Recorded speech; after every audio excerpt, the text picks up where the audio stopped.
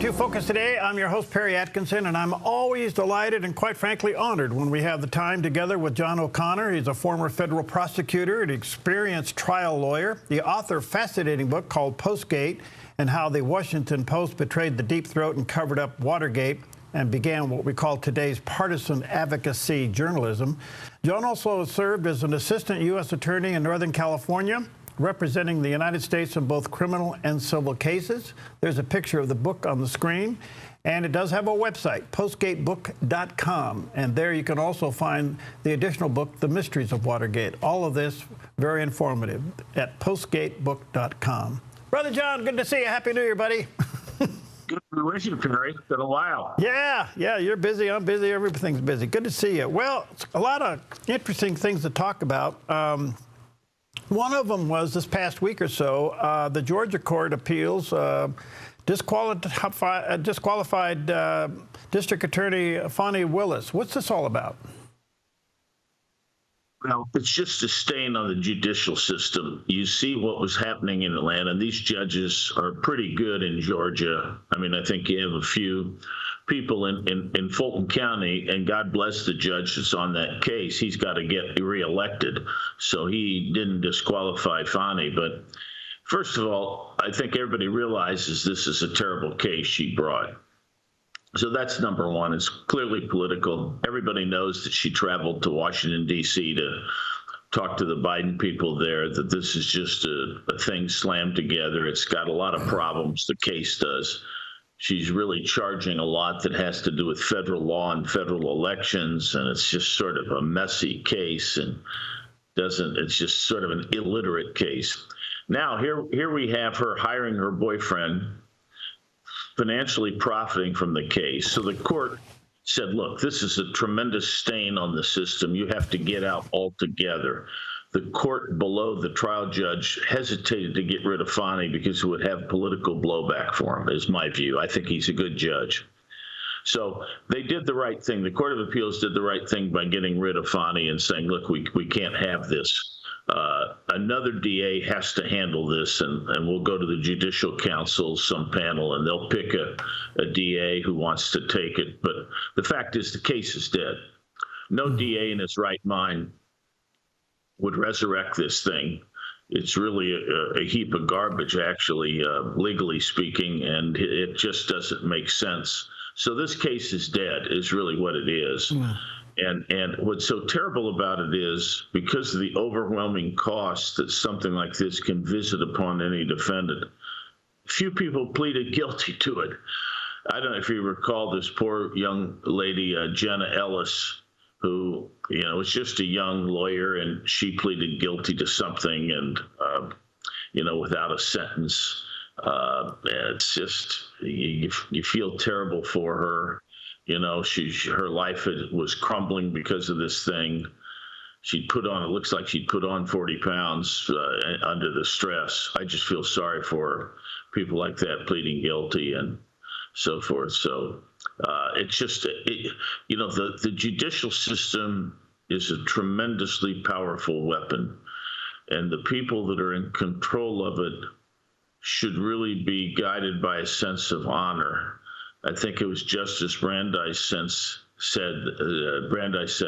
it's not the mere morals of the marketplace that control what we do. We have to have a higher sense of sort of almost a fiduciary principle to all of society, and that seems to be lost these days. Wow. So you think the case will probably just fade away? What happens to her? I mean, this is quite a blow. She got reelected, and she starts her new term with this slapdown. How does she go forward here? She may do just fine, Perry. That's what's wonderful about our system. She gets elected by the Fulton County people. I think she has a following in the black churches in Fulton County. She's spoken there. She's used them as a political forum. And so I suspect that she's something of a hero. Trump is still probably not going to be as popular in spite of his growing popularity.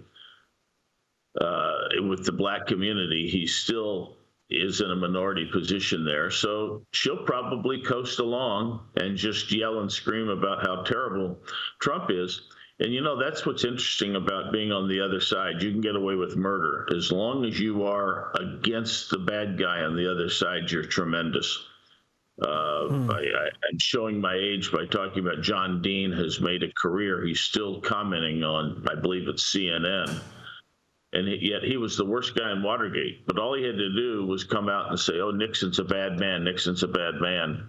The same thing that Liz Cheney did regarding Trump.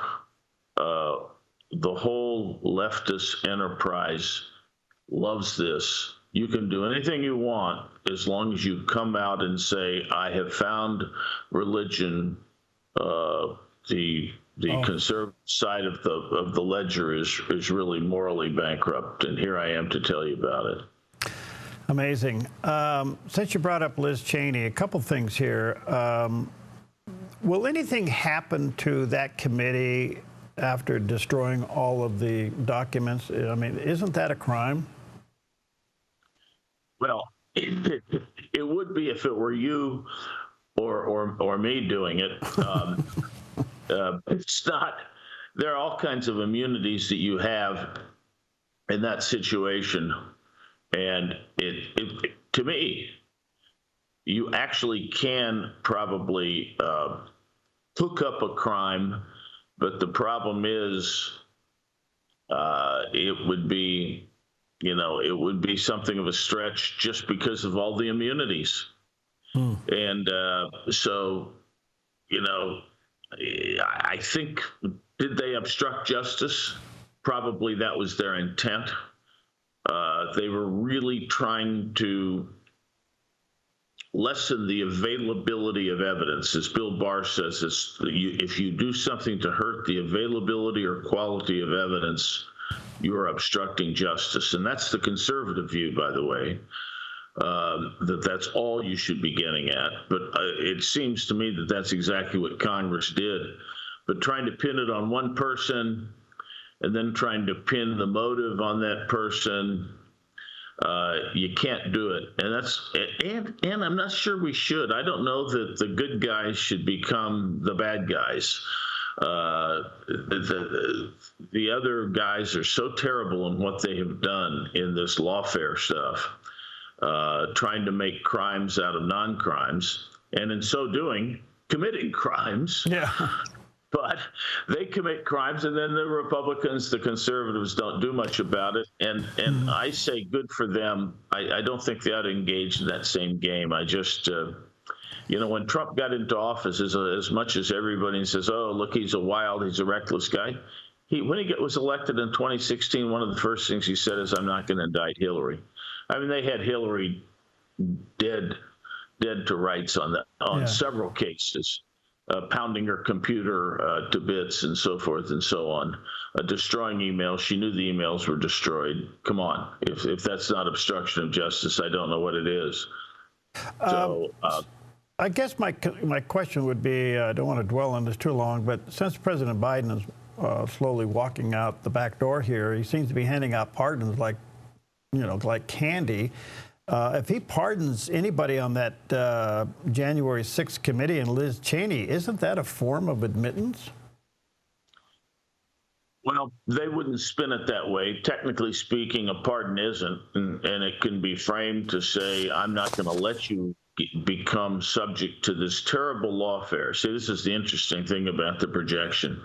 They're going to say, oh, these people are going to do what we've been doing for 4 years. We're afraid of that they will cook up something.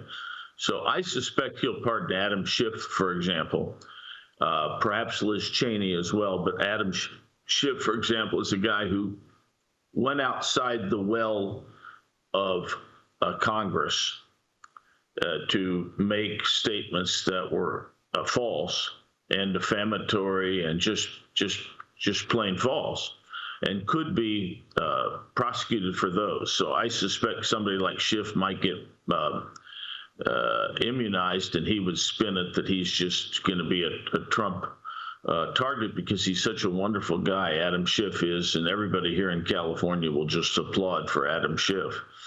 And that's one of the things. Now, it's interesting. One of the people that Biden shouldn't pardon is Joe Biden, and he can pardon himself.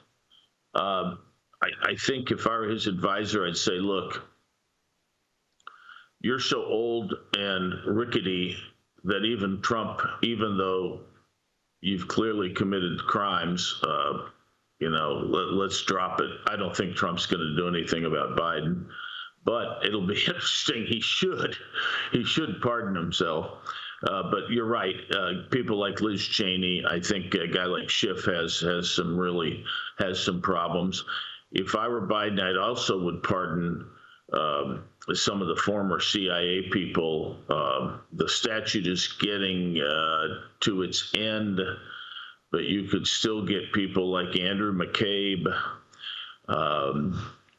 John Brennan, formerly of the CIA, all the people that participated in Russiagate could still be indicted.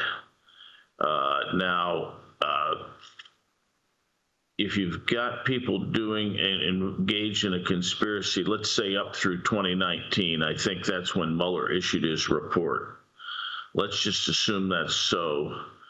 You have a 6-year statute of limitations from the last overt act to file something, to file an indictment. So it's possible that Trump could hurry up and get somebody prosecuted on the Russia thing because he knows that was terrible. So I think we might see some pardons on that. So, John, one other quick question on this stuff. When somebody is pardoned, that doesn't preclude them from being subpoenaed and given the Fifth Amendment protection, correct? Well, interestingly, if you're pardoned, you don't have Fifth Amendment protections. Yeah, that's what I mean. Okay. That's okay. You're right. I agree with you. Now, I think what some of these people will do, like, for instance, theoretically, Hunter Biden now has to testify as to everything. What I think these folks will do is say, yes, I've been pardoned, but that's only federal. I'm still liable for state crimes. In some cases, that might make some sense. If I have legitimate jeopardy for state crimes, I still have my Fifth Amendment rights, and I'm not going to talk. Now, I don't see that for somebody like Adam Schiff, especially if there were any crimes. His crimes, if any, were committed in D.C. Everything. There are no state crimes in D.C. They're only federal crimes, even though you may have what appear to be local-like crimes. Even a local purse snatching is a federal crime in D.C. So a federal pardon would get to everything. Therefore, there would be no Fifth Amendment rights of any reality for somebody like Schiff, whose crimes would be committed in D.C. So that's a long answer. Hunter still may have his Fifth Amendment rights. Schiff, I think he has to answer questions. That's absolutely fascinating. We learned something there. All right, let me take a quick break. So honored to have with us on this last day of 2024, John O'Connor. Check out his books at the website, postgatebook.com. And both Postgate and then The Mysteries of Watergate. It's interesting how we're reliving some of this stuff. We'll be right back.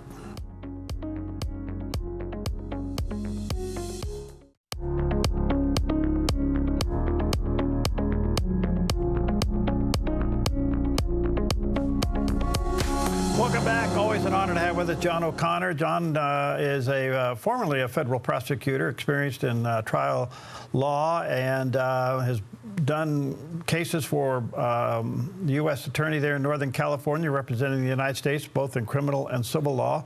Author of a fascinating couple of books called the Postgate and The Mysteries of Watergate, both there. I think you'll find to be very informative. And the website there is postgatebook.com.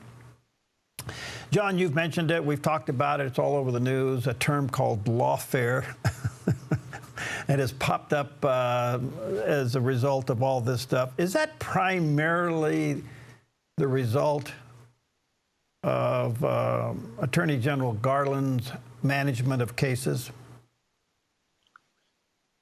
Actually, it precedes him. It's been a slowly developing part of our culture. And the reason I wrote Postgate, actually, is because I saw this whole thing starting in 1972, 1974, when it became a big deal to use the legal system to prosecute one's political enemies. In that case, everyone bowed down and believed the Washington Post, which had an exclusive perch on the story. There were no competing media, no competing governmental branches, and we ended up prosecuting 40 officials, one of whom was the President of the United States, who left office in disgrace, the only time we've had a change in our government as a result, really, of lawfare, of using the criminal system. And in that case, it started out as the impeachment system. Later on, it was going to be the criminal system. So it's been a weapon in the left's playbook ever since the 1970s. They escape any problems in a traditional way. Republicans still use the traditional playbook. You don't just go prosecute your enemies. You beat them at the ballot box and do good things. But it's, you go to Bush's turn when, you had the Scooter Libby prosecutions, you had the Iran-Contra-Gate prosecutions during Reagan's time. And of course, Trump is just, the system got really out of whack there where they tried to nail him for everything. So I think this is part of the playbook, Perry, is what I'm trying to say. To use anything, use the system to get your political enemies. And I think it's hard for the Democrats to realize that, A, it's not working. I think people see through it. But I don't see them laying off the gas. The next time they get in power, they're going to do the same thing. It's really a shame. And look at what's happened these last 4 years to Trump. No one else could have withstood that barrage of lawfare. Given what you just said there, John, here comes President Trump-elect back in. And it's been said that he's pursuing structural reforms both in the FBI, the CIA, and the DOJ. I don't know if the reforms are the people who he wants to put in charge, or is he looking for some other reform? Do you have any idea? I think it'll mainly be personnel. Let me address the two that are easy. I think it's going to be very easy for him to reform, as it were, the FBI and reform, as it were, the Justice Department. By and large, those two organizations have wonderful people in them. I think there are some bad eggs in the FBI, some politicized people that got promoted. Comey's FBI tried to get rid of the old stalwarts of the FBI and replace them with people like Andrew McCabe, who were not yet ready for prime time, but they were lifted up by Comey because of their political partisanship. But I think you can cure that problem. I mean, I think you got rid of you probably got to get rid of 25 or 30 agents who've been really bad, and then in the old FBI customs, for those people who've been bad but not arguably palpably so. You can always pull the trick of having them sent to Billings, Montana, which is what you do in the FBI. You just give somebody a post that's not wonderful. I think that's going to be easy. I think Kash Patel gets in there. He understands the game. He and I have talked about it, actually, not recently, but the whole problem. And I think he can do it. I think he's smart enough to know who it was that was pushing the buttons. You go back to Russiagate, and that was terrible because the FBI was in on it, the DOJ was in on it. But so you can reform the FBI. You've got another problem with the FBI, with the Justice Department, which is much the same as the Doge problem that they're going to all face. You start firing people, and they may claim civil service protection. But at least in the Justice Department, You have the ability to have all the team leaders, the department heads, and so forth. You can make sure those guys are straight arrows.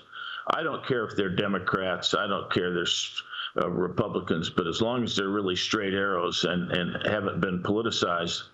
And I think Pam Bondi is good enough and smart enough and knows what she's doing that she can enact reform there. So I'm not too worried about that. The one I am worried about is the CIA. That's a tough one to get your arms around. If you're a president, you come in there, and how do you get your arms around that? Now, maybe you can get an ex-CIA person who really knows where a lot of the bodies are buried, and I don't know who that would be, who would be willing to take the time and the effort to figure out what's gone on there. But John Brennan started this. He got where he got by politicization. He was a lower level guy when he started hanging around Obama's White House, and he would run around with a rainbow lanyard, the LGBTQ thing, and he bragged about voting for Gus Hall, for communist president of the United States. And he politicized the CIA quite a bit, rose to power that way, just as James Comey's rising to power by his tricky games. And so that's going to be hard because you don't know what they're doing and, what's going on. And it's a very difficult. The CIA and the Department of State are very, very difficult animals to turn around. So that's going to be a challenge. So with these new nominees coming in, Kash Patel, Pam Bondi, I'm assuming if I'm listening to you correctly, you think they'll probably be confirmed. Right. Will they, in your opinion, John, in 4 years, restore trust to their agencies? I think they will.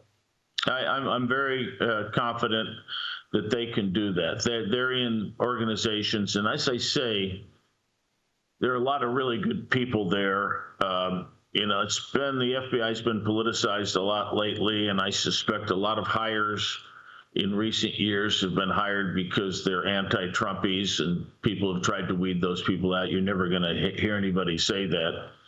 But nonetheless, I think that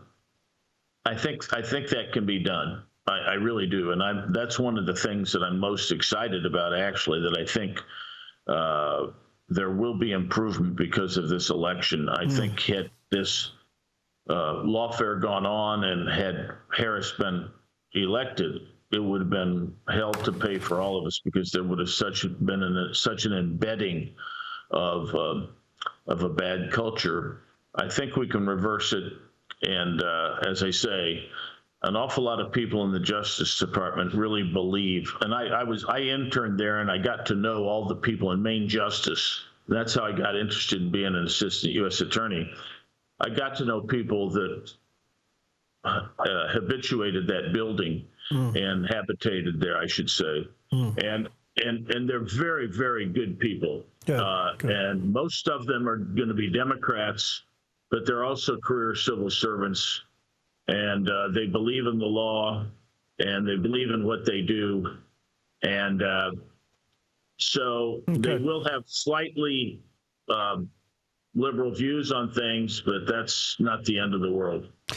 One last question, a little bit out of the ordinary here. It's been quite interesting to see the president-elect troll Canada, Greenland, and Panama. It's been quite amusing. But when you dig into the Panama thing, has there been a treaty violation here that we could take it back? I haven't looked at that. I would hope, and the problem is Jimmy Carter seeded this thing, and as S.I. Hayakawa said, the senator from California, we stole it fair and square. We shouldn't give it back.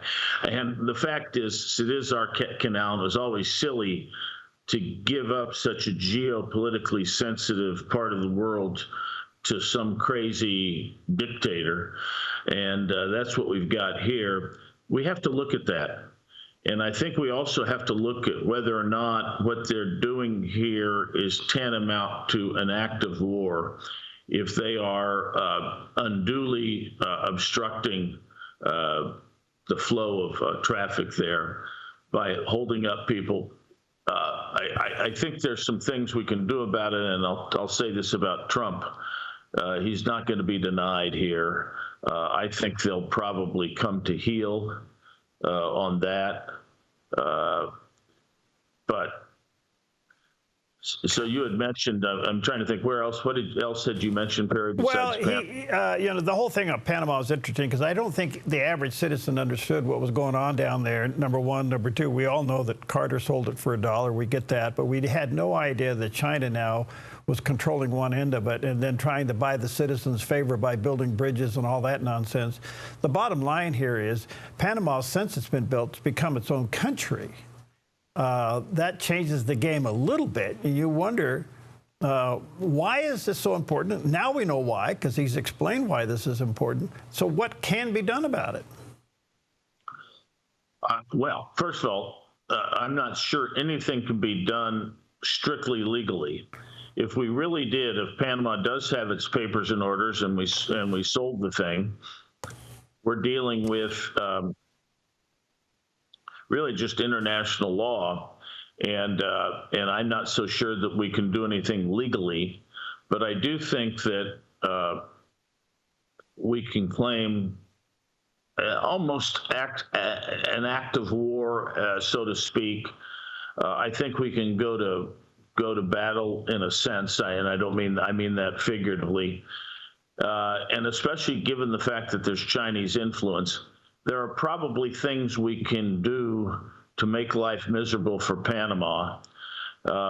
One of the things the United States has not been paying attention to is the fact that China has a perspective of 100, 200 years. They're out there buying up key rare earth minerals in Africa. They have the roads and bridges project all around the world, and they're really buying influence, and they're pretty good about it. And so I think now might be a good time to see what we can do there to sort of shake this up. And it may be that Trump can get something out of the fact that China is exerting influence here. We do have the good old Monroe Doctrine. I don't know if anybody pays attention to it anymore, but this is a great example of the Monroe Doctrine. This is sort of an act of war, I think is what I'm saying. Close to an act of war. It's certainly a geopolitical threat that we should be paying attention to. And that may be the way to approach it. It's just to say, look, we consider this getting close to an act of war. You better watch out, or we're going to come in with our guns. That's kind of the weapon we have. I don't think it's a legalistic one, Perry. That makes sense. John, good to see you, buddy. Thanks for your time. We value it greatly. I look forward to many visits during this next 100 days. There'll be a lot going on. And remember, this thing isn't over. There's going to be some battles on confirmation. You would think they lost the election, but they haven't. The Democrats haven't, as far as they're concerned. They're going to keep going after these nominees. Yeah, I agree with you. Thanks, John. Maybe say to our viewers and listeners, check out his website, postgatebook.com, where you can check out the book Postgate. And there is the beginning of lawfare and the mysteries of Watergate. Thank you, John. Happy New Year, buddy. God bless you. Good seeing you, Perry.